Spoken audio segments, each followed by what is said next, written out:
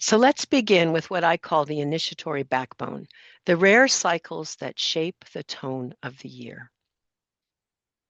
Now, here's the third big backbone cycle of 2026. It's called Uranus, Trine, Pluto, a harmonic awakening. Means the two planets are 120 degrees away from each other in the heavens and seen by astrologers to be a very supportive energy between the two archetypes. It's active specifically exactly in July and November of 2026, and then again in July of 2027. So consider it's a whole year cycle from July of 2026 to July of 2027. This energy is inviting us in. It's a very supportive alignment between transpersonal forces. The three outer planets in the solar system, astrologers call the transpersonal planets, which are Uranus, Neptune, who we just discussed and explored, and Pluto. They're transpersonal because they're not visible to the naked eye, and they have an archetypal quality of changing up the regular consensus ego reality. By their very nature, they catalyze. Uranus is a maverick, and it activates big liberation and disruption. Neptune, as you see it, is a dreamer, visionary, so it dissolves regular consensus ego reality. And Pluto is the great transformer. It invites deep systemic change.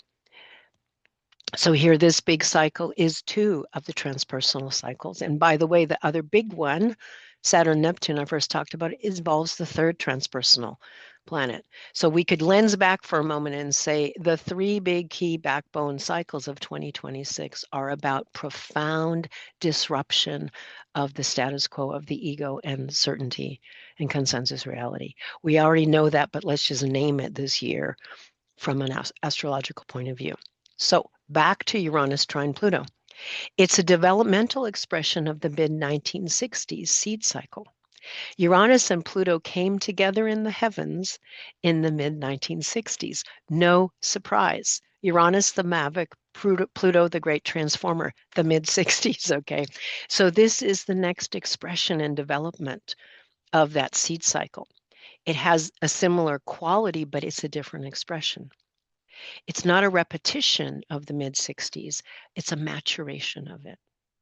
Any of my old hippies in this webinar going, yeah, bring it, baby. Okay. We need it. Okay. Yeah. So when the status quo can no longer hold, Uranus disrupts stagnation and false stability. Pluto exposes hidden power dynamics, systemic toxins, what must be faced rather than preserved. Pluto is the underworld deity. There's many names for it mythically, Hades. It even has a quality of like Kali, Inanna, the great goddess who did the descent into the underworld, Persephone getting taken in her innocence into deep initiation into her maturity. Essentially, when Pluto is active as this systemic transformer, there's a quality of taking things down to the bones and really telling the truth about toxins, manipulation, poisons, like what's hidden, and transmuting it. It's really about shadow work, profoundly shadow work. So here we have the maverick waking us up, disrupting. Pluto saying, lean in, people. Clean up what needs to be cleaned up so that you can be reborn. It's a death rebirth archetype. So essentially, comfort gives way to truth. Those of us associated or living in the USA, we know how much that's been present for us. Comfort gives way to truth. A lot of deep, very painful shadow truths about the psyche of the country we've been immersed in. And some of us have been staying very comfortable or trying to. This year says no. Okay, lean in to this deep, deep disruption of the status quo in an empowered way. Here's the alchemical skill we're invited to with this cycle. Adaptability without collapse. Letting old forms break without losing inner coherence. Staying present as power shifts and truths surface. Choosing participation over paralysis. A really, really deep shift happening here. And again, I want to reference a bit with the collective because we're all being with that. It's a both and personal and collective change. And so just feel that adaptability without collapse. What would it be like in any of the countries in our world where their peoples could do that? Countries' peoples could do that. Citizens could do that. Choosing participation over paralysis. Yeah. It's also for your personal life. Your own old forms breaking. How do you keep your inner coherence? How do you hold as the inner truths you're revealing to yourself? How do you choose participation over paralysis if you can? This is not about shoulding. This is skill building. I want to be really clear. This is skill building.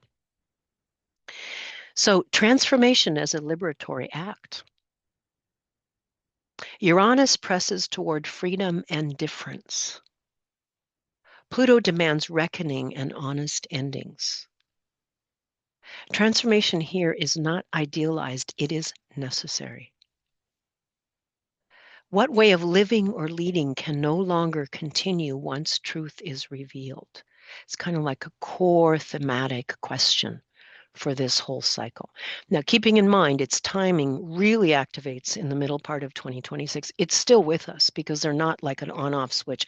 Most of us who are sensitive have been feeling this coming for a year or 2 years. It's just we're building more deeply into the deep immersion with it.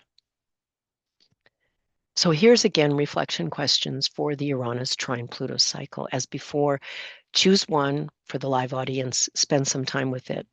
Recorded audience, your call.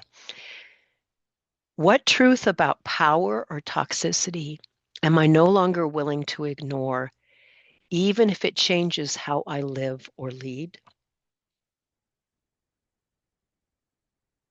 Where am I being asked to let something end without rushing to control what comes next? How am I being challenged to make room for greater freedom in myself or others, even when it disrupts what feels familiar? Astrology doesn't tell us what will happen. It helps us stand consciously in changing times. If you'd like to reflect with the current sky wisdom of the astrology cycles with me and in community, the seasonal sky wisdom councils offer an online space to practice discernment together. You are not late. You are exactly where your choice matters.